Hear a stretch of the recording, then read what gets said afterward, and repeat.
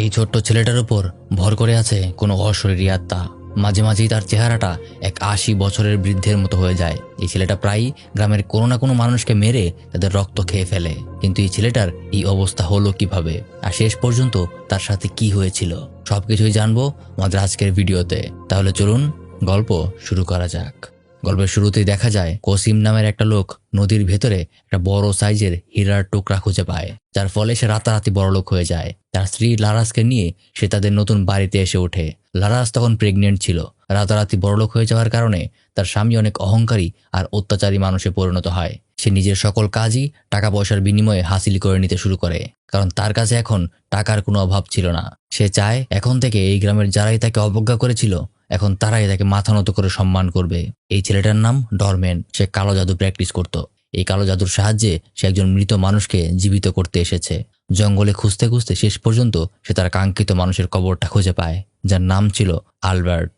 কবর থেকে সে একটা মানুষের মাথার খুলি তুলে নিয়ে কালো জাদু করতে শুরু করে। প্রথমে সে একটা মুরগিকে অনেক ভয়ঙ্করভাবে হত্যা করে। এরপর এটা রক্ত সে মৃত মানুষের মাথার খুলিতে লাগায় আর কালো জাদু করতে শুরু করে। এরপর সে পাশে থাকা একটা পাত্রের ভেতরে অনেকগুলি টাকা পেয়ে যায়, যা দেখে সে অনেক খুশি হয়ে যায়। কিন্তু চোখের পলকেই এই টাকাগুলো আবর্জনায় পরিণত হয়। তখনই সেই মৃত মানুষটা তাকে বলে, আমাকে জীবন দাও আর আমি তোমাকে সম্পদ এনে দেব। সে তাকে জীবন দান করবে বলে কথাও দেয়। পরদিন সকালে পুরো গ্রামে ঘোষণা করে দেওয়া হয় আজ রাতে চন্দ্রগ্রহণ হবে, তাই আজ যেন কোনো মহিলা বাইরে বেরো না হয়, কারণ এই সময়ে গ্রামে অশুভ আত্মারা ঘুরে বেড়ায়। এদিকে কসিমের স্ত্রী একজন ধাত্রীকে দিয়ে নিজের পেটে থাকা বাচ্চা কেমন আছে তা পরীক্ষা করাচ্ছিল। তার পেটের সন্তান একদমই সুস্থ ছিল।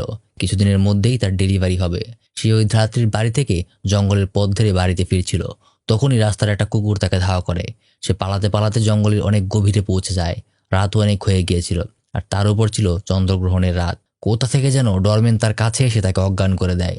যখন তার জ্ঞান ফিরে আসে, তখন সে নিজেকে একটা কবরের উপর শুয়ে থাকতে দেখতে পায়।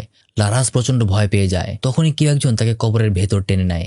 সাথে সাথে একটা বৃদ্ধ লোকের আত্মা তার কাছে আসে আর তার সঙ্গে শারীরিক সম্পর্ক করতে শুরু করে। এদিকে কসিম অনেক লোকজন নিয়ে তার স্ত্রীকে জঙ্গলে খুঁজতে থাকে। অনেক খোঁজার পর নিজের স্ত্রীকে সে একটা জঙ্গলের ভেতরে খুঁজে পায়। তার স্ত্রী একটা কবরের উপর শুয়েছিল। এটা দেখার পরে লারাসকে সে বাড়িতে ফিরে নিয়ে যায়। লারাসের পেটে প্রচন্ড ব্যথা করছিল। ধাত্রী তার বাচ্চা ডেলিভারি